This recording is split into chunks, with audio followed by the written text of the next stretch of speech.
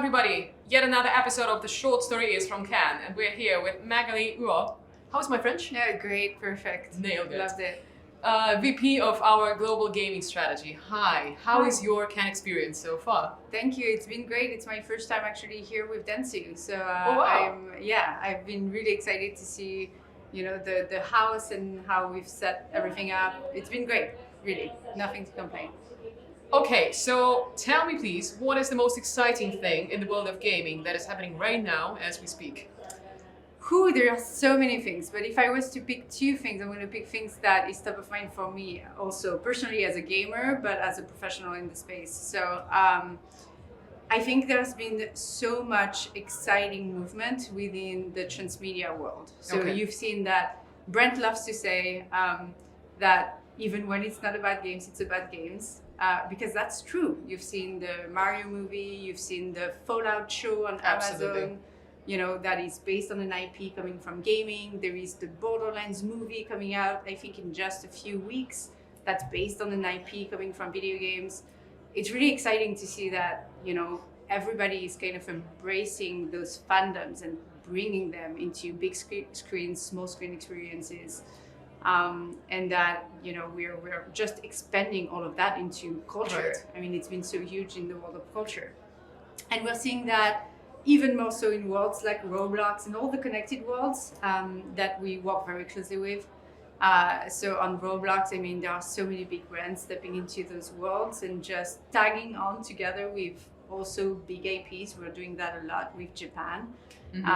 And it's been really big for us, and definitely something we're super excited about moving forward in the industry as a whole, but just as the gaming team at Dentsu.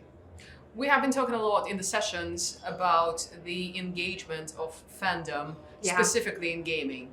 Those guys are super engaged. So how do we work with that? How do we leverage that? And do we see the results from our recent work? So engagement is extremely active and extremely leaned in. The way that we talk about it, and today as we're talking about it within the network and just narrowing down the narrative about gaming, and especially amongst connective spaces, because the engagement is at the highest in spaces, again, like Roblox, like 2.5 hours of engagement on average, per day on platform, which means that when you look at any other connected places and platforms, so we like to take the example of a social media platform. When you look at TikTok or Instagram, the LinkedIn engagement is roughly around an hour or a little under an hour. Whereas on Roblox, it's 2.5 hours. You have like 2x plus, the amount of time. It's incredible. But very similarly to a social media platform, it has a lot of power when we understand how to harness it for a brand. And for us, it really starts with a strong strategies that you put together, because you just don't step into those worlds if you don't have content and value to add to users. And to do that over a long period of time, right? Like it's not anymore the fire and forget, and we're going to do something big for the PR moment. It's really just how can we gather everyone around our brand campfire, and how do we double down on that over the long run. And you ask about like some of the recent work. We just wrapped up a campaign with Hugo Boss on an immersive ad campaign on Roblox. Oh, wow. To bring everybody into their Roblox virtual world. So they have a Hugo Blue world. It's amazing, and the campaign has been great. The results have been really interesting to put in parallel of all of the other social media campaigns that we have, for instance, because again, we see a lot of parallel in between how communities are interacting in a Roblox world versus all of the other social media channels that a brand can step into. Let's talk about this world, for example, because it's kind of a wild idea that we can build any world we want just by playing a game, right? Because that's the essence of what's happening right now. So the platforms, as in Roblox or let's say Fortnite, so this experiential things, I would say, they are certainly evolving. Right? New features potentially might be added and so on and so forth. What's in it for us as for brand activators? Like, do we see certain I don't know, trends maybe. So where is this platform development going for us to activate for brands better? Yeah. So what's been interesting is, and I think especially for Dentsu and our media DNA, is when we think about a brand integration, we have the tendency of defaulting about thinking of traditional media, of like, it's a brand going in and doing placement into a world. And yes, you can do that, especially on Roblox today. You have the ability to do that, but that's not all. We need to think about media in gaming in a very different way. Again, it's all about adding value to your audience. And I mean, today, we say that over and over again within the gaming team. Today, everybody is a gamer. Yeah. There is a huge stigma still that exists around the definition of a gamer. So not everybody might say that they are a gamer, but everybody game to a degree. You have like gamification here and there in your day-to-day on your phone, when you're waiting at the doctors, when you're in the train, when there's always like those gamification elements. And so for us, as we're thinking about how to bring the brands into the spaces, we think first and foremost, who's the audience? Mm-hmm. What are their behaviors?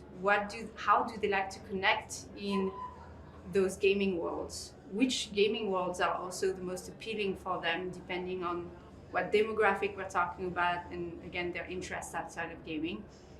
But also from that, we're going to be thinking about like what leverage do we have today to actually integrate the brand in a way that's meaningful and that's going to create really the impact in terms of that type of engagement that you're going to be looking to develop with this audience. Yeah. So in some cases, it's going to be we're stepping into a world and we are actually holding hand with a creator that already has built a world, and we're going to put together a dedicated activity around the brand that's going to bring that value back to the user and to the creator.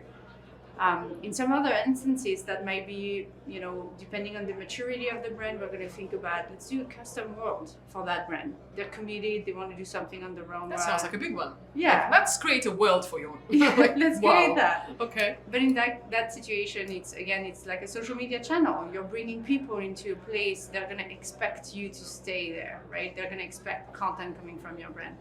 And then there are like smaller integration that you can do. There are like placement that you can get onto with immersive ads, with additional like mobile network. We work very closely. I mean, we just announced the Dentsu partnership that we have. So across multiple games and mobile game titles, we can do brand placement, but in a way that contextual and that really understand the audience first and foremost, And I think that's the key word there for us is like understanding how to be the most authentic to the user and obviously to the brand and what the brand stands for. So it's almost like a matching of values across the board, and that intersection is the sweet spot that we're going to be developing in gaming. Sure. It can take many, many different shapes. I think that matchmaking process is like the key thing you do as a marketer or as a brand activator, right? Absolutely. So you need to find that, and it's a cool mission that we're on. Yeah. I think like within Dentsu as a whole. Because it's very different when you're talking to different business units at Dentsu, right? When we talk to Cara, we're going to have a very media first and walking media first approach. But even then, we're going to think about that authentic piece first. Absolutely. And foremost. In every single case. Yeah. Super important. Another thing that I feel might be happening is, do brands still think that it's a very high level entry point in gaming, or do they understand that there's like a lot of opportunities there, and it's not just about product placement, it's about more sophisticated activations that are there on the table and we're offering them for the clients? Yeah, that's a really great question. No, brands don't have that understanding just yet. There is a lot of education that needs to happen. And how do we do that? How do we create this educational pathway for them? Well, I mean, the good news is we have a gaming team now at Dentsu, and that's really our mission and why we exist to begin with, is making sure that we can bridge the gap and bring something together on the market that makes sense for the gaming space. With that, we're definitely going to make sure that we're educating team internally. So we're providing the materials that client leads and other teams might need.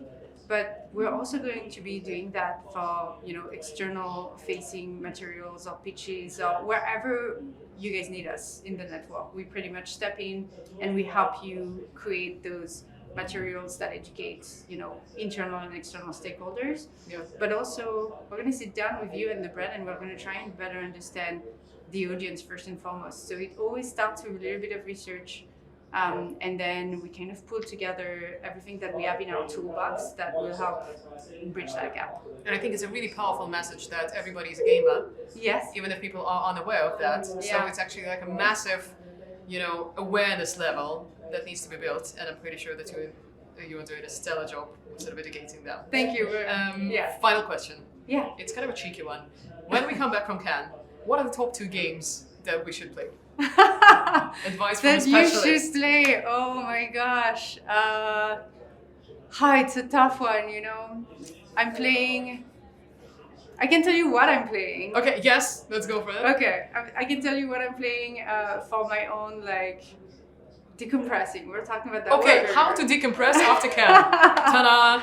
I'm playing Pacific Drive. It's on PlayStation. It's a game pretty much where your car is the hero. Yeah. And you kind of drive around the Pacific coast in the US and you have to unpack a couple of mysteries that's happening, and you're helping build your car along the way. Oh, wow. And your car is Okay. the hero. Sold. I'm not a car head in whatsoever, but this game is actually super, super immersive and amazing.